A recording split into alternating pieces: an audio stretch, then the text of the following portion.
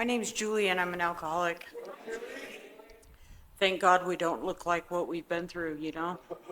I've actually had people that are new and I always try to carry the message and sometimes, you kind of qualify yourself and there's been many occasions where I've showed people my mugshot and they're like, God damn, because so much has changed. Emily, thank you for doing the reading. You did a great job. I picked that reading because, coming into this program and working the steps, it's not like I'm white knuckling it or, I'm like, I got to fight this disease. It's like they always give you that paradox that you got to surrender to win, You cease fighting everything and anyone, including alcohol. And the problem is removed. The problem has been removed from me, and I don't have to pick up a drink or a drug. And that is a miracle by the grace of God, I couldn't even go a couple hours, My life got really unmanageable really fast, and it stayed like that for decades, I'm really lucky to be alive. Most of the people that I was out there with are, a lot of them have died. A lot of them have gone to prison. And sometimes I run across people that have like drug-induced schizophrenia and they don't even recognize me. And it breaks my heart, But that's the reality of this disease and where it will take you. And I'm really, really grateful that I got that second chance, because I have a good life today. My sobriety date is November 23rd, 2016, so I've got about 8.5 years, and that's a miracle for a girl like me, and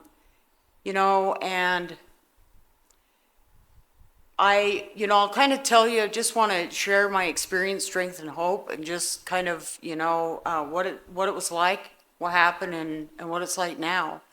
I grew up in the small town of Payson, Utah. I have 2 little brothers. My mom and dad were young, and they were just out of high school, and I was born. And my dad, my biological father, didn't raise me. I was adopted by my dad, and over the years, kept hearing about, a lot of the people in my biological father's family that were dying. They had all kinds of, one of them died in their sleep, one of them died from alcoholism, another one hung himself in his garage, alcoholic. And I really never even knew them, and I thought, how, I was pretty deep in my disease, and I thought, how can this be that I'm so much like these people and I've never even met them? I have a great family. I'm the only one in my family that is alcoholic. When I was young and I was a little girl, I just remember being really uncomfortable in my skin. I felt restless and irritable and discontent at a very young age. I never raised my hand in school. I was really quiet. I didn't want a lot of attention drawn to me. And, my parents could drink socially and it wasn't a problem for them, I was a child of the 70s, Mom and Dad, we went camping. I was with a bunch of hippies. They were all just listening to music, camping, and the kids were having a good time. And, I was probably in about 4th or 5th grade when I took my first drink. I would make them cocktails sometimes, and I would taste them just to see, well, I better taste that one again, But, and I remember knowing, like, what kind of beer every single one of them drank. So if I wanted like a Miller Genuine Draft, I knew that Lori drank Miller Genuine Draft, or, most of the guys, it was like Coors Light or Bud Light, and it was like, I could just sneak a beer and we were camping in it. And, just how, when I drank that first beer, just feeling like, just that feeling of like I could relax, I felt like that restlessness just like kind of melted away, and I was like, everything's all right, And I didn't know that I was having an abnormal reaction to alcohol, because it was the only reaction I ever had, and growing up, I was really shy, and, I never felt like other people looked on the outside. I just, even going to church and stuff, I would go to church and people were like really engaged and emotional and having these experiences. And, I remember going to this girls' camp, and all these young girls are around this fire, and everybody's like bearing their testimony and stuff. And they're in tears, and they're having this whole, experience, and they're just, feeling inspired. And I was just like, yeah, this is uncomfortable. And like, I couldn't feel it, and I just thought, what's wrong with me? Why can't I feel like they look? And I just never really felt like I was a part of. And, I always kind of dealt with the depression, and, it was like,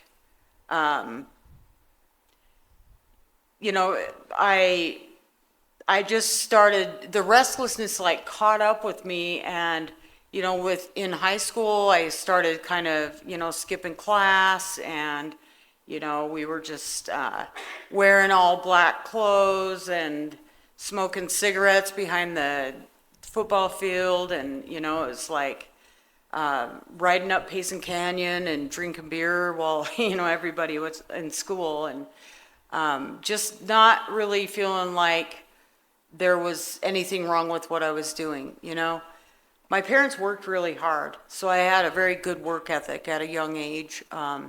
They were successful, went to work every day, and so I got a job when I was 15, like my first job was 14 or 15, and, I got married when I was 19, and, I had a job, and then I got another job, so I had two jobs. I barely graduated from high school because I wasn't present, and just,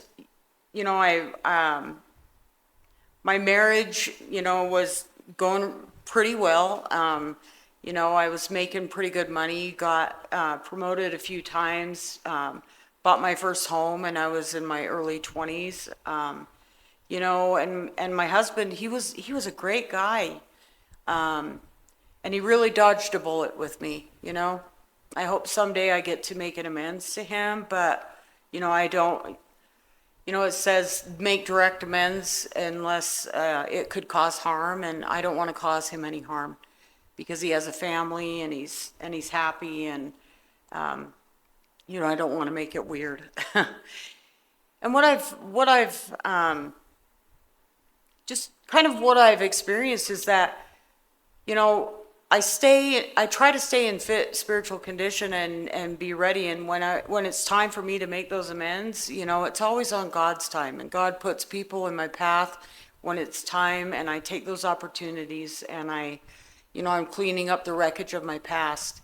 So kind of what happened is that, I was just drinking, smoking a little pot. We were just, my husband was in a band, and, it was manageable for a while. And then I started doing some other substances, and, speed really speeds up your alcoholism, if you don't know.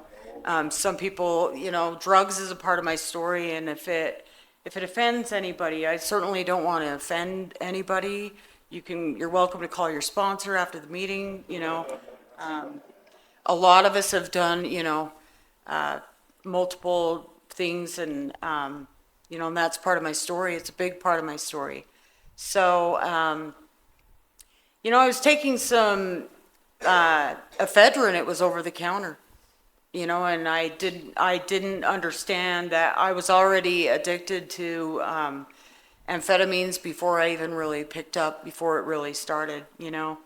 And my mental health tanked. I was irritable and discontent. I had everything I wanted, and I wasn't happy, and I didn't understand why. I'm an animal lover. I was a horse trainer. It was my passion. I love Arabian horses.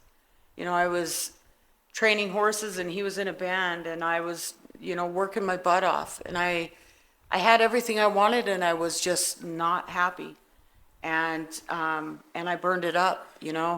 I told him to leave, and he left, and then I was devastated. And then, everything just kind of progressed, and then it was like I was going to a lot of clubs. I met Shannon. We were punk rocking, because we did a lot of punk rocking. We were wearing the naughty schoolgirl, like plaid mini skirts, and yeah. And, it was fun. It was really fun. I always say it was fun until it wasn't fun anymore, because it stopped being fun. But we had a lot of fun.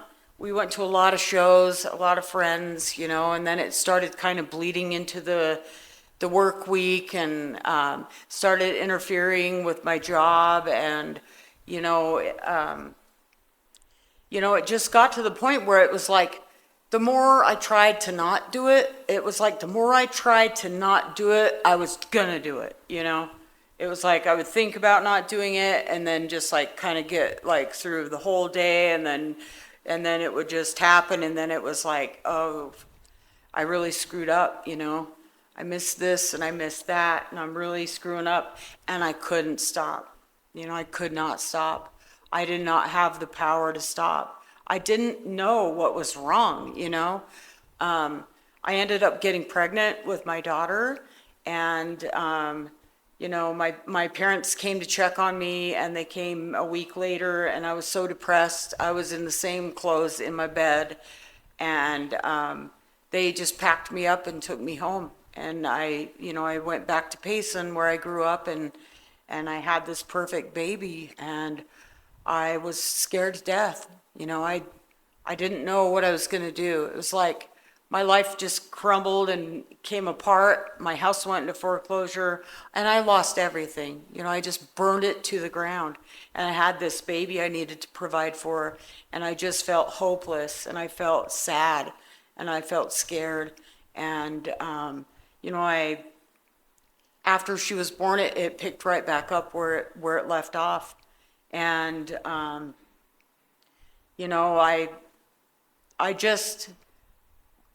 kind of had this double life going. It was like I would try to present this stage character to the family, so they didn't worry about me, and then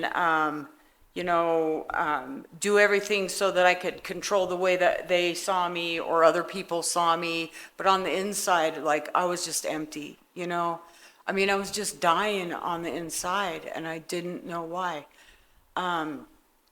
So kind of what happened is, I got in another relationship with somebody I went to high school with, and I really loved him. He was my best friend, and but he was also, he was alcoholic, and so we had. Both of us came together, and there was a lot of conflict, and it was hard, and I ended up getting pregnant with my son, and I was really scared, and I was angry. I was like, what am I gonna do?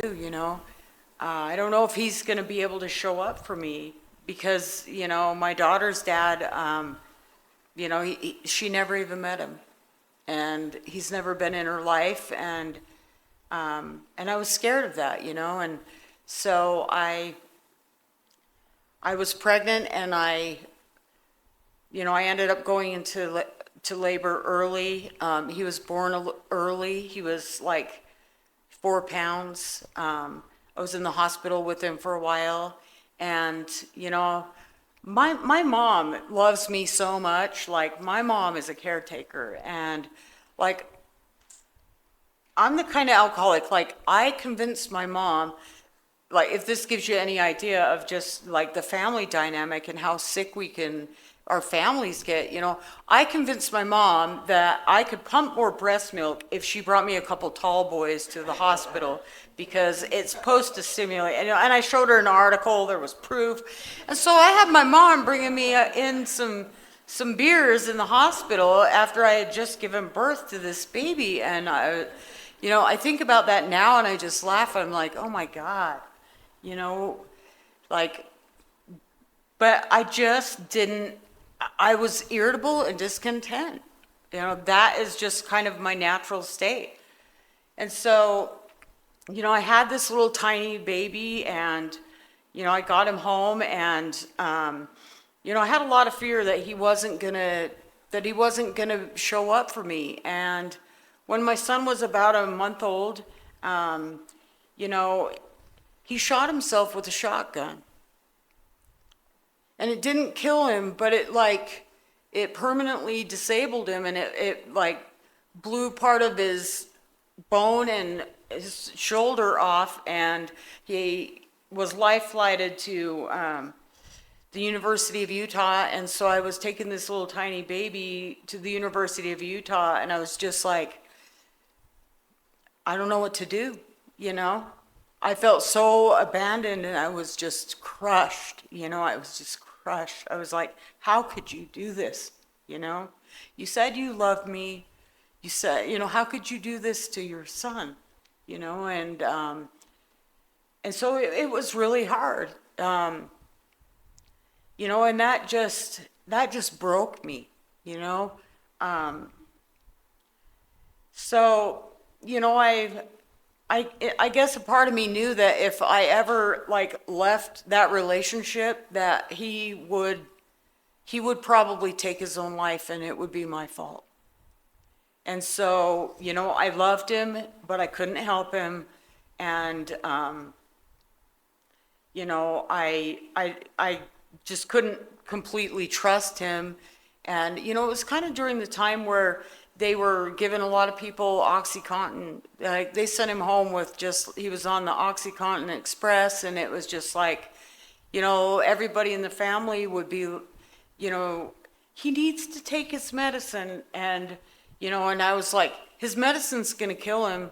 And I felt invisible. Nobody could hear me. It was like I knew what it was doing, and nobody would hear that, And it just got worse, and it progressed. And, my son, I started noticing that we had to get his hearing rechecked, because he wasn't hearing things that were loud, and we were concerned. And so, I had his hearing checked, and I, just remember, the doctor came in, and they did all this extensive testing on him, and she told me that he was deaf, and that he had profound hearing loss, bilateral, and that, and I was devastated. I just remember just falling apart in the parking lot, just like, and just why God would you do this, Like, I don't know what I'm gonna do. I can't even take care of myself, I have this child with a disability, and I need to be a mother, and his dad is a mess, and I spent a lot of time praying and doing this early intervention, and he got the cochlear implant. And so, I started sending him to the School of the Deaf and going in and learning how to help my son, and I would take, his dad with me, and he would be kind of nodding off, and it was embarrassing, and I just quit telling him, I quit telling him what I was doing because it was embarrassing. I just had so much anger. I had so much resentment, like, he deserves better, And so, I'm gonna tell you now, my son is absolutely freaking amazing.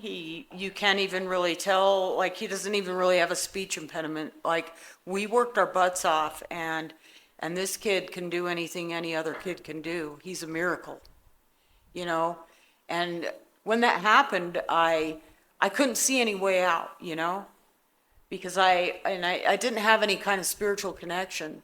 I couldn't just put my faith in, just doing some work. I was just really, really controlled by that fear, and and it really just, it wasn't about me, So I went on for, my disease progressed, and I was trying to raise these little kids, and I remember I remember when I ended up getting a charge, and I ended up going to treatment, and that's, I was in this county facility, and back then it was like 2009, so like there was like, you went to Promise or you went to Foothill, and that was about it. There was a big stigma, and it's like, if people knew that you were doing certain things, then you were just kind of like a loser, And it's changed a lot, and I'm really glad to see that, because, this isn't a moral issue, And I always just thought I was so bad because I had this problem, like I was just a piece of shit, or I was just less than. And, and what I found out is that it's an illness, So I ended up in this treatment program, and I was like, did the substance abuse evaluation, and I was like, it's like, I remember leaving a party because people were doing cocaine. This was like a while before things really picked up. I was like, that is beneath me. I'm out of here, And like, I'm not going to have any part of this, And just, how it progresses, and, it's cunning, baffling, and powerful. And so I end up in this treatment program, and, I had been through a lot of stuff, and I didn't want to talk about it. So I get in this treatment program, and, I lied on the substance abuse evaluation. They're like, have you ever done cocaine? Nope. Have you ever done, once? I've smoked pot 4 times, and I just like, I lied on the whole thing.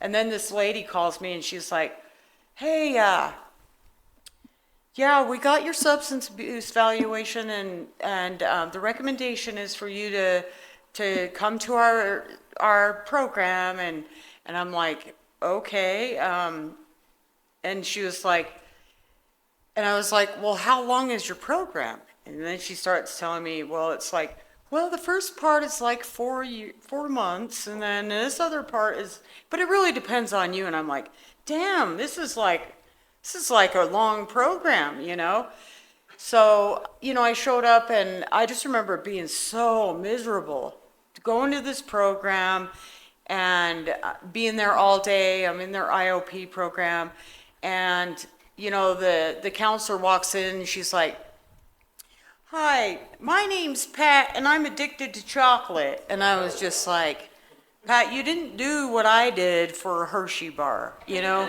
Like, I'm not telling you shit. Like, we're done. And I wasn't going to tell her anything about the things, at the end of that, I was, the people around me were manufacturing, they were gang affiliated, and I was like, oh, well, I'm not going to do what you guys are doing, but, just enough to get what I need, and then I'm going to go, But that's what I had around me. Those are the kind of people that I surrounded myself with.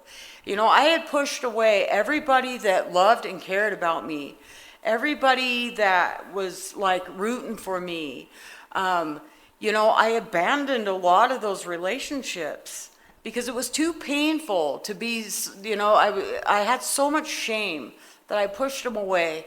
And, you know, a lot of my mom, you know, bless her heart, you know, she just always had some little bit of hope that I was going to someday turn it around and that I was going to, you know, I was going to be, you know, somewhat functional, and that she just had so much hope, and she waited for so many years, and, you know, there at the end, she just, you know, and she talks to me, you know, we're like best friends. We've got such a good relationship. But she's like, you know, I just got to the point where I had to let go, and it was the hardest thing I ever had to do, because you know, she just could see that nothing was changing, and that she needed to try to hold the pieces of my life together so that I didn't lose everything. So that I wouldn't lose my kids, you know, because she was always there to pick me up. And, you know, so I'm in this program, and you know, this is like a 1-year program. So I'm in this 1-year program for 2 years, because I was just like, you know, the guy that ran the steps group, you know, he had like this big BYU sticker on the side of his truck, and I'm like, well, I'm not telling him anything, you know, because I was just like, I was ashamed, and I already felt different, you know, I already felt less than, you know, I wasn't like the egomaniac that was just like, oh, you know, I'm just hot shit. I was less than you. I was less than everybody. I wasn't pretty enough. I wasn't smart enough. I just felt less than, you know, it's like, I just, you know, when my disease is untreated, I start kind of shrinking into myself. You know, there's this fear, and it talks about that in the big book. You know, we talked about that today in the meeting this morning. It's that fear is that evil corroding thread that just shoots through your existence, you know, and that's me. You know, I've always had that fear, that self-centered fear.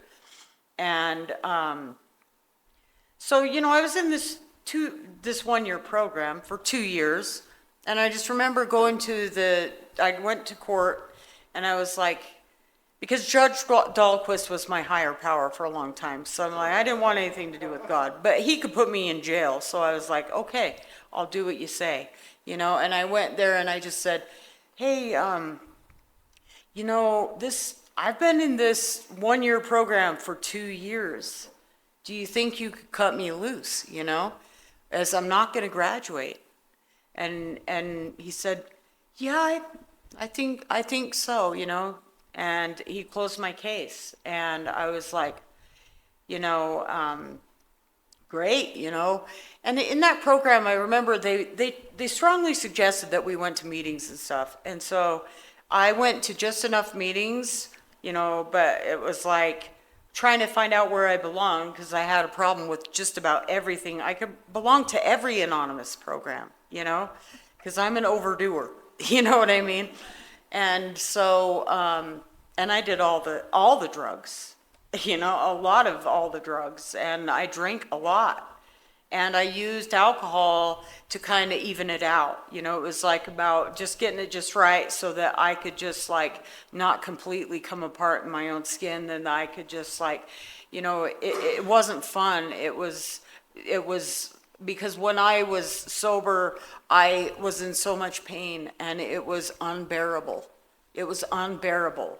And I would do anything just to feel a little bit better, you know? So I got out of this program, and, you know, there was a lot of turbulence in my relationship. And the relationship I had with Justin was the longest relationship that I ever had. He was my husband. I was with him for 14 years. And I had to keep him kind of at a distance. I didn't really know how to have a healthy relationship. I was really, really afraid of men.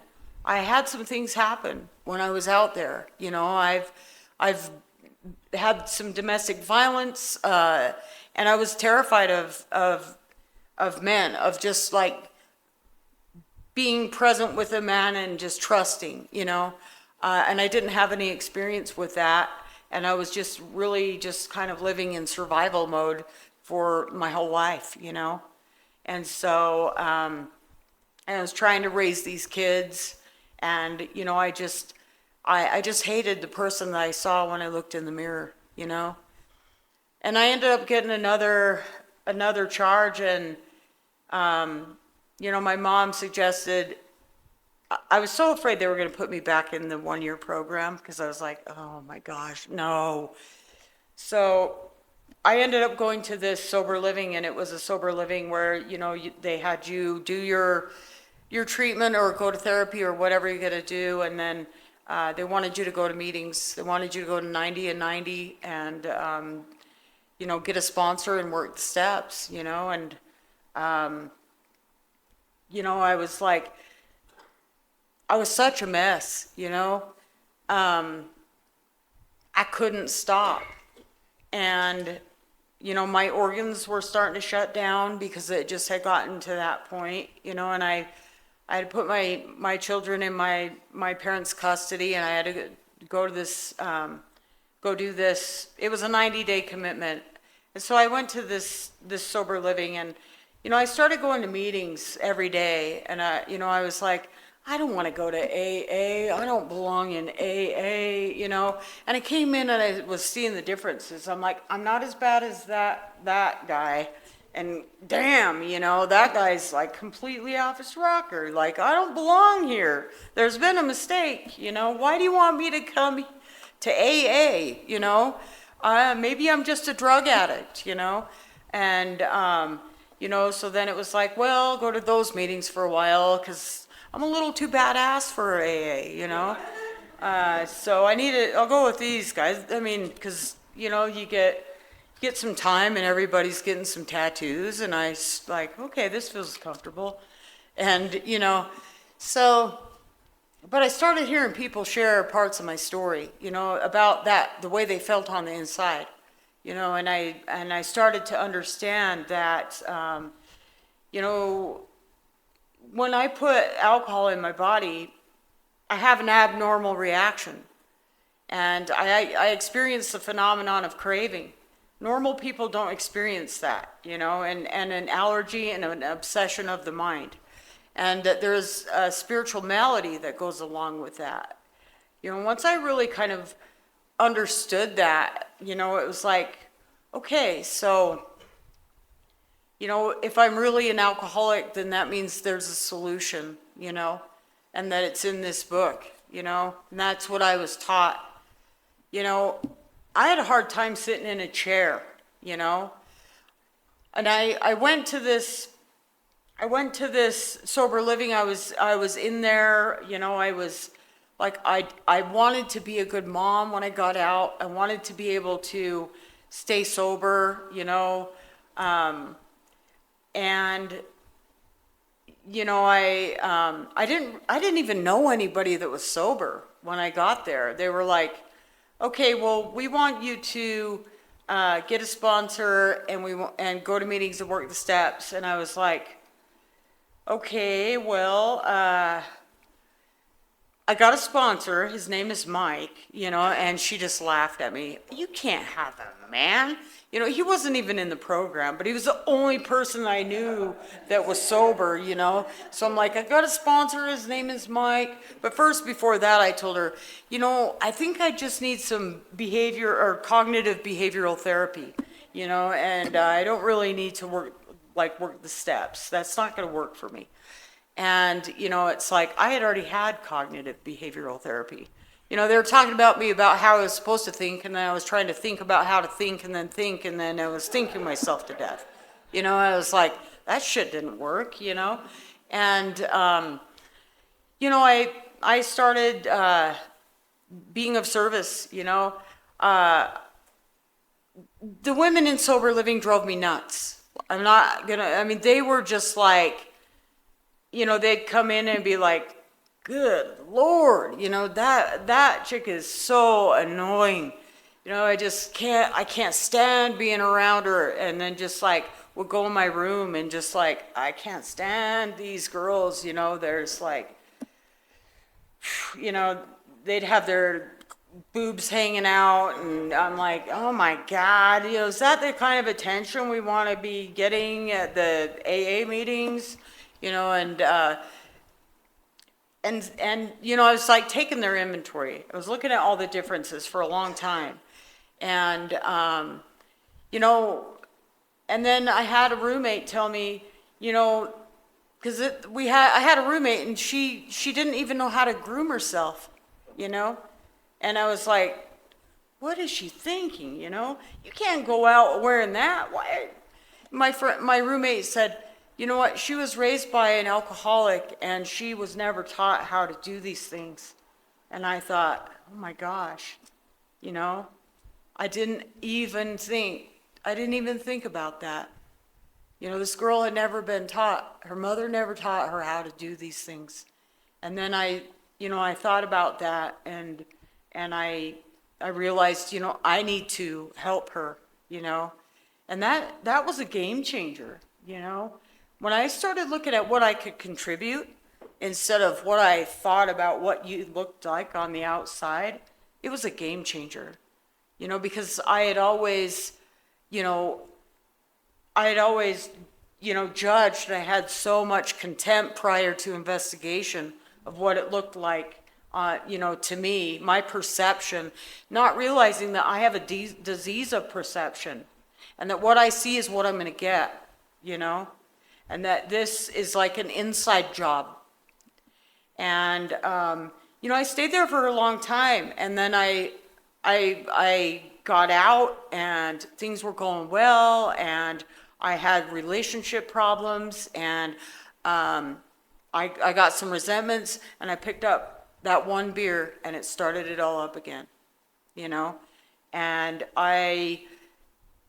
all of these things that happen, it's like, I don't regret any of my relapses because I learned something very valuable from each one of them, and I didn't lose anything because I still had everything I had learned prior to that relapse, And so I relapsed in it, and it was bad, and I got really scared, and then I was just like, I just got to that point where I was praying, and it was like, okay, God, I'm just not going to pick up, and I don't have any more fight in me, and you got to do the rest. And I made a phone call, and I went back, I went to the same place, and they said, yeah, well, you can come back, but you need to follow our rules. And I had told my family, it was the night before Thanksgiving, and I had to tell my family, hey, I gotta go back, I screwed up, and I'm not gonna lie to you about it, and I need to go get the help I need, and I moved back there, and I was just like, there was nothing left of me, It was like I was just a shell of a person, and I had even more anger because I knew there was a solution, And I went back out, and then I couldn't control it, and I knew what I was doing, and I was even more angry.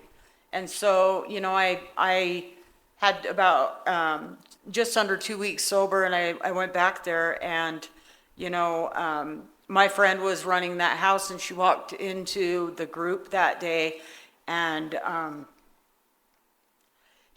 I knew that Justin had passed away. I just had this feeling, and I was just, but by then I already had felt this power come in that was kind of, it was keeping me sober. I wasn't thinking about drugs and alcohol. I wasn't, I felt this comfort. And that day when she walked in, I had 2 weeks sober, and she was like, he's gone. And it was so painful. It was so painful. It was like, but I knew that I wasn't going to drink. For the first time in my life, I knew I wasn't going to pick up. There was something happening, and I can't even explain it, but there was a power that was keeping me sober despite me, Like I had this grace, and I used to use over burnt toast, It was like, I didn't know how to deal with grief, and it was ugly, you guys. I think I probably offended everybody in every meeting because I had all this, I was just like nuts because I couldn't even just sit with my feelings, And there were people in here that were kind to me, I would be in the back sitting at the palace 3 meetings a day because I was terrified to be out on my own with myself because I was terrified of myself, And I needed to be in there. It was the only place where I felt safe. I knew that the people in there cared about me, and that I'd be safe. And I sat in there with these old timers, and I did it, every day. And I just,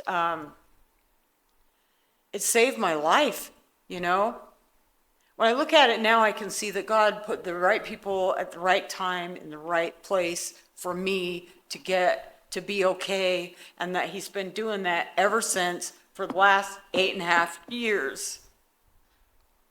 Because I'm not the same woman that crawled in that door, And I started working, the steps. I was like, you know what? I know that if I pick up, I'm a goner, because this is so much bigger than me. And I got to go home and be with my kids, and I was sober. I put a chip under his pillow in his casket, and I had a mini big book of Alcoholics Anonymous, and I put it under his pillow. And they had somebody else put like a half pint of vodka and a pack of cigarettes under there, And I just thought, how sad is that they don't understand that he didn't want to drink.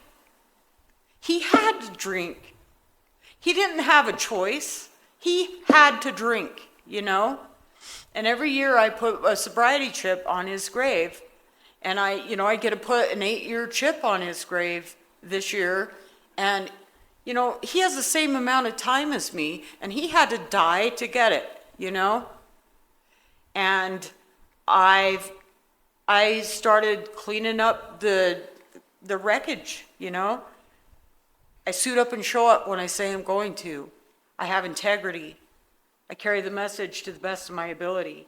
I've worked with a lot of alcoholics. I've worked with a lot of addicts. This program saved my life. It wasn't the cognitive behavioral therapy,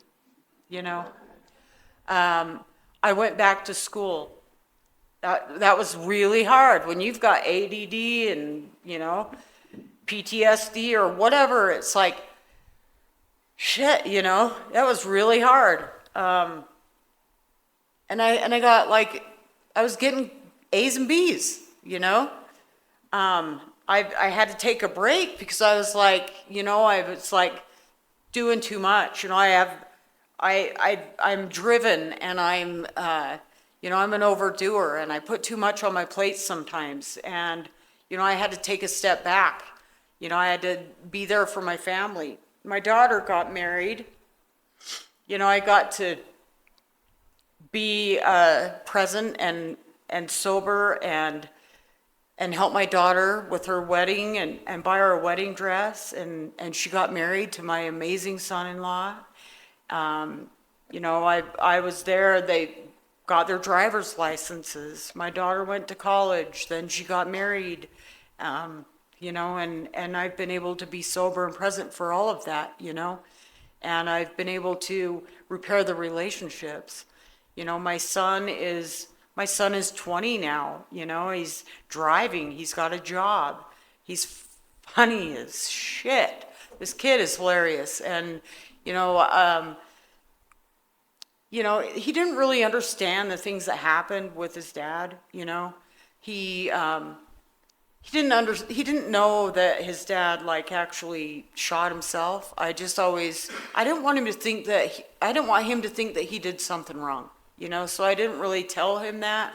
I just said, yeah, he he's got a problem. He got shot, there was an accident, and he's got a drinking problem, and I have the same problem. And I kind of, taught him a little bit about the disease and how, hey, buddy, you got to be careful out there, when you're making choices, because, if you got a mom that has this problem and a dad that has this problem, you could easily develop this problem, and I've drug him to a lot of meetings. I remember he was like 11 and he's like, my name's Seth and I'm an alcoholic. And, it's like the old timers were just laughing, and now I'm like, buddy, do you want to go to a meeting? No, I've been to enough meetings. But, I've had men in this program that have shown him how to be a man, that have shown up for me. I had to do a lot of therapy too, because I couldn't even sit next to a man and be comfortable in my skin. I felt like I was gonna, like I would just, my whole body, I'd get like rigor mortis, like, just not, a feeling of just unsafeness. And I've had to do a lot of work. I stayed single for 6 years, just kind of, working my program. I knew that I had a lot of wreckage and that I needed to grow in my sobriety because I wanted to have a different experience. And I took that time for myself so that I could heal and that I could focus on my relationship with my higher power. And it's been a beautiful journey. I got to take care of my grandmother when she was on hospice during COVID, and she had her whole funeral planned. It was all planned, and everybody was gonna, everyone had their part, and they were all fairly religious people, and she passed during COVID, and my uncles asked me if I would speak, and we did a graveside service, and I just felt like so honored that they thought that much of me, and that I could be there and suit up and show up for her because I know how much she loved me and how much, she prayed for me and how she put my name in the temple and people were praying for me. And, my little brother, I lost my little brother in December, and that was really hard. He had a disability and he was always with us, and he was there, and he was, the uncle that was helping me raise my kids, and he was my sidekick. He was my road dog. He was my little buddy, and we lost him. And, I've just really have reflected on what a different experience I had with the grief this time, because, I'm really sensitive. If I see an animal that gets hit, I'm gonna get out of my car and go see, because it hurts. I'm very sensitive, and so when I think about myself, my pain gets bigger. When I think about my feelings,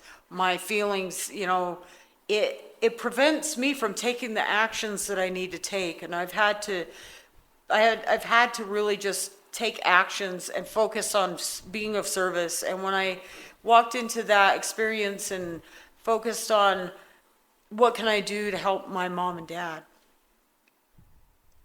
it completely changed it, And we walked through that experience, and I've been I've been there for my family. You know, I raised my kids. I've made a lot of amends. I just made another amends over the weekend, you know. And it was like as soon as I made this amends, like this invisible block just melted away, you know. And I was just like free, you know.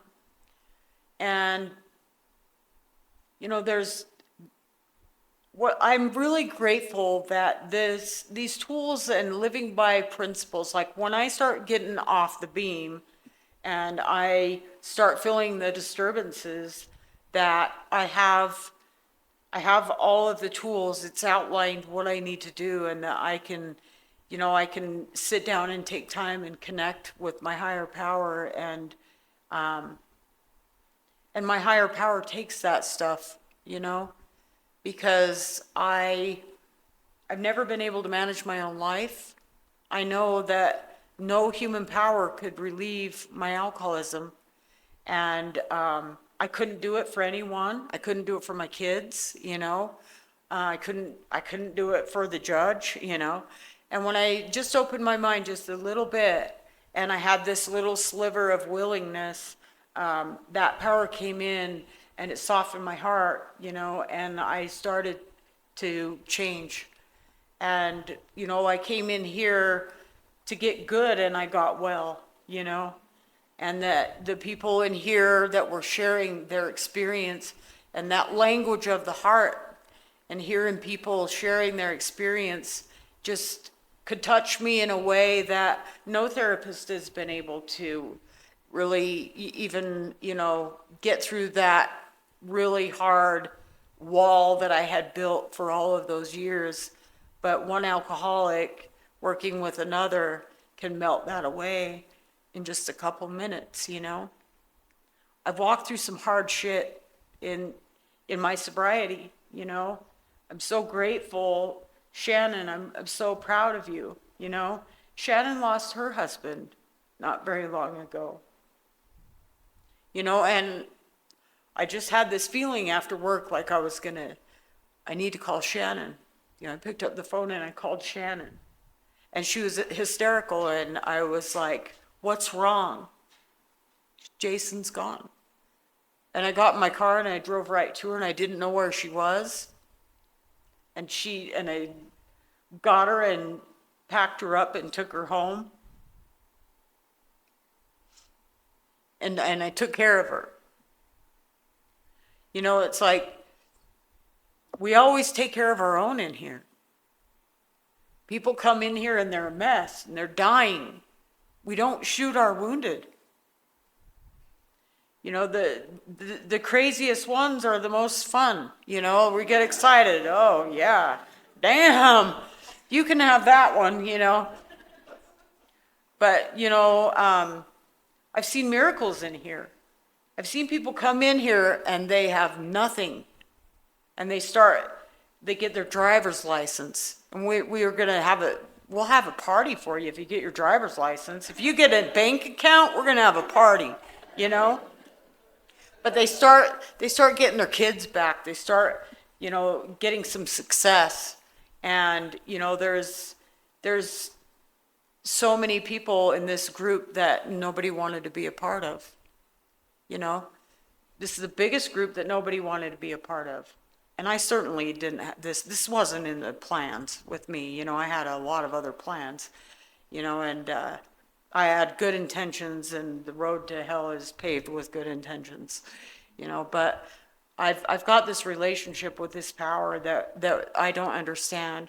And I truly believe that if I could understand what God was, God wouldn't be big enough to help me.